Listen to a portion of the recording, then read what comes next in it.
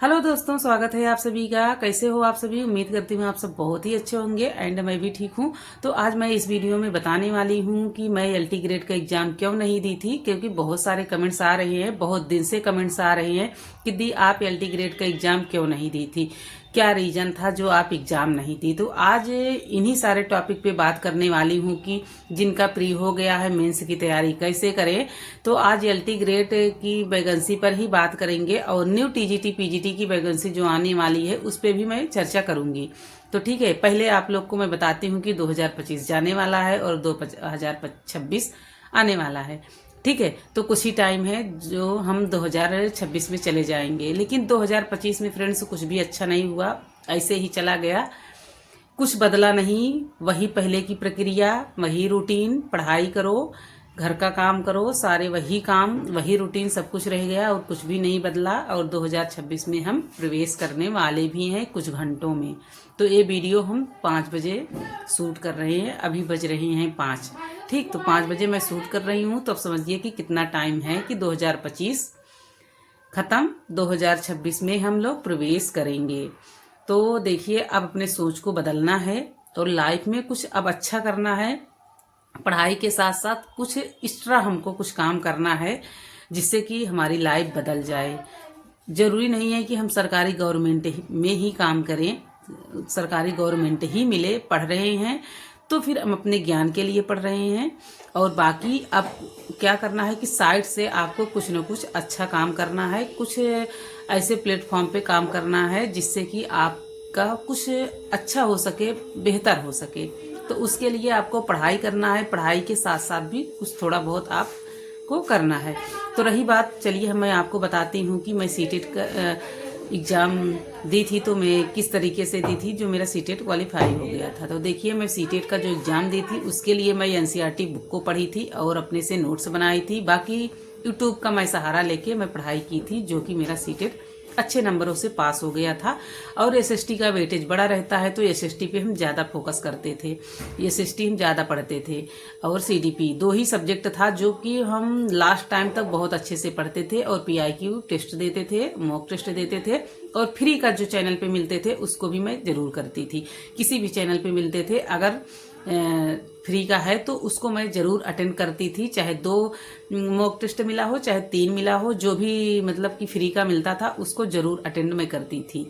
तो फ्रेंड्स, यही सारी रणनीति थी जो हम की सीटेट हमारा पास हो गया। ऐसे इसी तरीके से मैं पढ़ती थी और आप भी इसी तरीके से पढ़ेंगे तो आपका भी सीटेट हो जाएगा, अच्छे नंबरों से आपका सीटेट हो जाए। रही बात कि मैं एलटी ग्रेड का एग्जाम क्यों नहीं दी थी, तो देखिए, एलटी ग्रेड का मैं एग्जाम देना चाहती थी क्योंकि इतने दिन हम अगर पढ़ाई की थी और लास्ट टाइम में अगर मैं छोड़ दूं तो मुझे बहुत दुख हो रहा था कि सब लोग एग्जाम देने जा रहे हैं, हम क्यों नहीं जा रहे हैं। और मैं पढ़ भी रही थी, इतना भी नहीं था कि मैं पढ़ नहीं रही थी, मुझे नहीं देना था।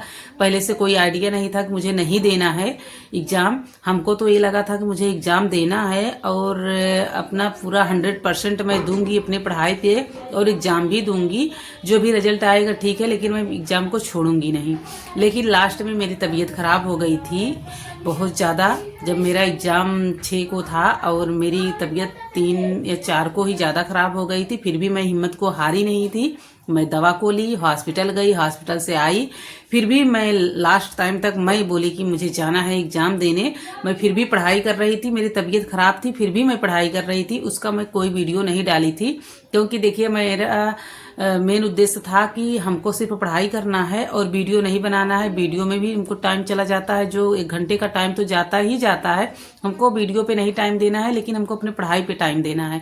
और मेरी तबीयत खराब थी तो मैं वीडियो भी नहीं बना पाती थी, तो मैं सिर्फ पढ़ती थी। लेकिन लास्ट टाइम में हुआ क्या कि मैं जब अपना एडमिट कार्ड देखी तो एडमिट कार्ड देखते ही मतलब हम बहुत ज़्यादा डिस्टर्ब फिर हो गई कि बताओ, सारे लोग जाएंगे एग्ज़ाम देने, मैं क्यों नहीं जाऊंगी, मुझे तो देना चाहिए। और पहली बार निगेटिव मार्किंग जो एग्ज़ाम था, कंपटीशन का एग्ज़ाम मैं पहली बार देने जा रही थी, वो भी शायद मेरे किस्मत में नहीं था, उसे किस्मत बोले या मेरी गलती बोले, कुछ भी कहा जा सकता है। तो मैं जिसकी वजह से एग्जाम देने नहीं जा पाई थी, लेकिन कुल मिला के समझो मेरी ही गलती थी। हम साइबर वाले को नहीं कह सकते हैं कि उसकी गलती है, क्योंकि हम फार्म को भरते टाइम उस टाइम देखे ही नहीं कि मेरे इस फार्म में कुछ गलती है। सिर्फ मैंने सब्जेक्ट को देखा था, अपना नाम देखा, अपने फादर्स नेम, मतलब ये सारी चीज़ें देखे थे, बाकी चीज़ हम ध्यान ही नहीं दिए। लेकिन जब मैं एडमिट कार्ड को निकलवाई, मैं खुद देखी, ठीक है, एडमिट कार्ड को मैं डाउनलोड खुद की देखी, उसमें लास्ट टाइम में मुझे लगा कि यार क्या हो गया हमारे साथ, क्या हमारे साथ ही ऐसा होना था कि हमारे साथ ही हो रहा है। वैसे ही ऐसा लगता है कि नसीब साथ ही नहीं दे रही है। फिर भी हम किसी तरीके से चलो ठीक है, हम पढ़ते रहें। लास्ट में हुआ कि एडमिट कार्ड में हमारे जेंडर में चेंज, ठीक, जेंडर चेंज हो गया था, जेंडर मिस्टेक था उसमें। तो जब मैं देखी कि जेंडर ही चेंज है, जहाँ पे मेल होना चाहिए, सॉरी फीमेल होना चाहिए, वहाँ पे मेल हो गया था। तो यही जेंडर चेंज होने की वजह से ही हम एग्ज़ाम देने नहीं गए। हम क्या सोचे कि छोटी छोटी जब मिस्टेक होती है तो एग्ज़ाम नहीं देने दिया जाता है, तो क्या मुझे देने दिया जाएगा। और मेरा सेंटर भी प्रयागराज में नहीं था, मेरा सेंटर लखनऊ गया था। लखनऊ इतनी दूर हम जाएं और सर्दियों में अगर मुझे एग्ज़ाम ना देने दिया जाएगा तो हम क्या वहाँ से वापस कैसे आएंगे, यही सब सोच रहे थे। और जो जिसके साथ मैं जाऊँगी उनका तो एग्ज़ाम था। बाकी हम फिर लास्ट में ये सोचे कि चलो ठीक है, हम डॉक्यूमेंट्स लेके जाएंगे एग्ज़ाम देने, अगर देने देंगे तो ठीक है, नहीं देने देंगे तो भी ठीक है। लेकिन फिर मैं सोची कि जब थोड़ी थोड़ी मिस्टेक हो जाती है, देखते हैं। जब सीटेट का एग्ज़ाम मैं देने गई थी उसमें, और टेट का एग्ज़ाम देने गई थी, तो भी मैं देखी थी उसमें कि मेरा अपेयरिंग में था, जिस टाइम मैं टेट दी थी। तो मैं देखी उसमें कि जो मार्कशीट नहीं ले गए थे देने, ओरिजिनल नहीं ले गए थे, फोटो कापी अगर लेके गए थे, झेरॉक्स लेके गए थे, तो उनको एग्ज़ाम देने नहीं दिया जा रहा था। तो फिर ये तो मेरी गलती है, इसमें तो जेंडर ही चेंज है, तो हो सकता है एग्ज़ाम मुझे ना देने दिया जाए। और मैं कई लोगों से पूछी भी तो बोले कि नहीं, कोई फ़ायदा नहीं है, आपको एग्ज़ाम देने से आपको रोक दिया जाएगा, एग्ज़ाम नहीं देने दिया जाएगा, आपका टाइम वेस्ट हो जाएगा, इधर उधर घुमाएंगे। तो यही सारी चीज़ों की वजह से हम एग्ज़ाम देने नहीं गए, ठीक है। हो सकता है आपका सवाल का जवाब मिल गया हो कि मेरा जेंडर चेंज था, जिसकी वजह से हम एग्ज़ाम देने नहीं गए। बाकी मेरी तैयारी थी कि हम एग्ज़ाम देने जाएंगे, तो नहीं जा पाए, बहुत दुख था। लेकिन क्या ही कर सकते हैं, कुछ नहीं। बहुत कुछ सुनने को भी मिला कि कैसे फार्म को फिलअप करती हो और फार्म के क्यों देखी नहीं, तो बहुत कुछ सुनने को मिला मुझे। लेकिन चुपचाप मैं सुनती गई, क्या कर सकते हैं, जब एग्ज़ाम ही नहीं देने गए तो बात बढ़ाने से कोई मतलब ही नहीं है कि हम किसी को कुछ बोले।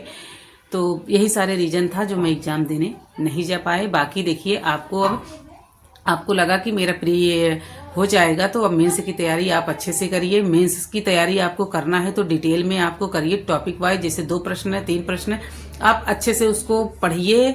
और उसकी राइटिंग भी आपको करना है, तो उसकी राइटिंग के लिए आपको एक रफ कॉपी ले लेना है, और प्लेन कॉपी होनी चाहिए, उस पर आपको लिखना है। और जितनी स्पीड हो सके उतनी स्पीड में लिखना है। और अच्छे से देखिए, थोड़ा सा सबसे हट के लिखना है, ताकि आपका रिस्पॉन्स अच्छा आए। और आपका प्री हो गया है तो मेंस भी क्लियर हो जाए। इसके लिए आपको बहुत ज़्यादा मेहनत करनी पड़ेगी। जो भी टाइम जितना मिलेगा, टाइम में ही आपको एडजस्ट करना है और भी लिखना है। तो लिखने के लिए कहीं 150 शब्द आएगा, शब्द लिखने के लिए 200 शब्द आएगा, तो उसके लिए आपको राइटिंग भी होनी चाहिए और आपकी स्पीड भी होनी चाहिए। तो दोनों के लिए आपको हर दिन प्रश्नोत्तरी आपको करना है। तो ठीक, आप विस्तार से करिए, डिटेल में करिए। आप जो भी पढ़िए अच्छे से पढ़िए, मन से पढ़िए, और सबसे थोड़ा सा हटके आपको लिखना है और अपने तरीके से भी लिखना है। तो उसके लिए आपको डिटेल में पढ़ना पड़ेगा, बुक से आप पढ़िए और हर दिन आप प्रश्न को लिखिए और स्पीड आपको बढ़ाइए। बस यही था जो आप लोग के साथ मुझे शेयर करना था। अब रही बात है टीजीटी पीजीटी के बारे में, हम थोड़ी सी बात कर लेते हैं कि देखिए फ्रेंड्स, टीजीटी पीजीटी की वैकेंसी आने वाली है। इसका विज्ञापन तो आप लोग को पता ही है, और 30,000 वैकेंसी आएगी। तो इसके लिए हमको पहले से ही तैयारी करना है, और हो सकता है 2026 में कुछ अच्छा हो जाए। तो उसी के आसे में, मतलब आस लगाए हम लोग बैठे हैं कि चलो ठीक है, 2026 में हो सकता है कि वैकेंसी आए, और टीजीटी की ज़्यादा आएगी और पीजीटी की कम, ठीक। तो जिसके लिए हमको अभी से ही तैयार रहना है और अभी से ही तैयारी कर देना है, उसका नोट्स अभी से ही बनाना है, ताकि एग्जाम टाइम हमको रिवीजन ही करना रहे। तो कितने लोग टीजीटी पीजीटी की तैयारी कर रहे हैं, प्लीज़ आप लोग कमेंट करके जरूर बताइएगा। और आप लोग का सब्जेक्ट क्या है, आप लोग अपने सब्जेक्ट भी जरूर बताइएगा। तो मेरा नाम सुमन है, मैं TGT PGT all teaching exam की तैयारी कर रही हूँ। तो आप लोग अगर मुझसे जुड़ना चाहते हैं तो जुड़ सकते हैं। मेरा सब्जेक्ट हिंदी है और मेरा सीटेट क्वालिफाई भी हुआ है। तो सीटेट का एग्ज़ाम तो मुझे देना नहीं है, मुझे टीजीटी, पीजीटी और एलटी ग्रेड, जीआईसी यही सारे एग्ज़ाम देना है। तो मुझे टीचर्स संबंधित एग्ज़ाम देना है। तो आप लोग अगर मुझसे जुड़ना चाहते हैं तो आप लोग जुड़िए और अपने जो भी विचार हैं आप कमेंट जरूर करिए और मैं रिप्लाई देने का पूरा प्रयास जरूर करूँगी। और मैं एक हाउसवाइफ हूँ, मेरे 2 बच्चे हैं, मैं घर को संभालते हुए हम अपनी पढ़ाई करती हूँ। तो मैं अपना टाइम किस तरीके से मैनेजमेंट करती हूँ आप लोग को ज़रूर दिखाऊंगी और बताऊंगी भी कि आप लोग भी ऐसे कर सकते हैं। ठीक है, सब कुछ दिखाना थोड़ा सा मेरे लिए मुश्किल हो जाता है, लेकिन आप अगर बोलेंगे कि आप अपना रूटीन दिखाइए, आप किस तरीके से पढ़ाई करती हैं, कब काम करती हैं, कब क्या करती हैं, तो मैं प्रयास करूंगी कि 1-2 वीडियो तो आपको दिखाई देती हूँ, बाकी रेगुलर नहीं दिखा पाऊंगी। क्योंकि देखिए हर एक लोग कैमरे में आना पसंद नहीं करते हैं। तो मेरे यहाँ जॉइंट फैमिली है, सब आते जाते रहते हैं, तो मैं वीडियो नहीं बना पाती हूँ और किसी को पता भी नहीं है कि मैं इस यूट्यूब पे काम करती हूँ। तो इसीलिए मैं छुप छुपा के मैं अपना वीडियो बनाती हूँ और कुछ लोगों को पता भी चल गया है कि मैं वीडियो बनाती हूँ। मेरे हस्बैंड को बाकी पता है और किसी को नहीं पता था, लेकिन हस्बैंड के देखिए बिना सपोर्ट से हम कुछ नहीं कर सकते हैं। तो हस्बैंड से परमिशन लेके ही मैं यूट्यूब पे आई हूँ। बाकी फैमिली को नहीं पता है, लेकिन कुछ लोगों को पता चल गया है कि मैं वीडियो बनाती हूँ, लेकिन फिर भी अभी यकीन नहीं है, लेकिन थोड़ा बहुत समझते हैं कि मैं वीडियो बनाती हूँ। तो लोग बोलते भी हैं कुछ, लेकिन मैं साइड कर देती हूँ, कोई बात नहीं है। और हर जगह मैं मोबाइल अपना फ़ोन लेके चलती भी नहीं हूँ और मेरे पास स्टैंड भी नहीं है, जिसकी वजह से उनको प्रूफ नहीं मिल पा रहा है कि मैं वीडियो बनाती हूँ, क्योंकि किसी के पास मैं अपना लिंक शेयर नहीं की हूँ। और आप ही लोग हैं मेरी फैमिली, आप ही लोग हैं जो आप लोग मेरा सपोर्ट करते हैं। तो आप लोग अपना सपोर्ट और प्यार दुलार बनाए रखिएगा। बाकी जो भी होगा आप कमेंट ज़रूर करिएगा, मैं रिप्लाई देने का प्रयास ज़रूर करूँगी।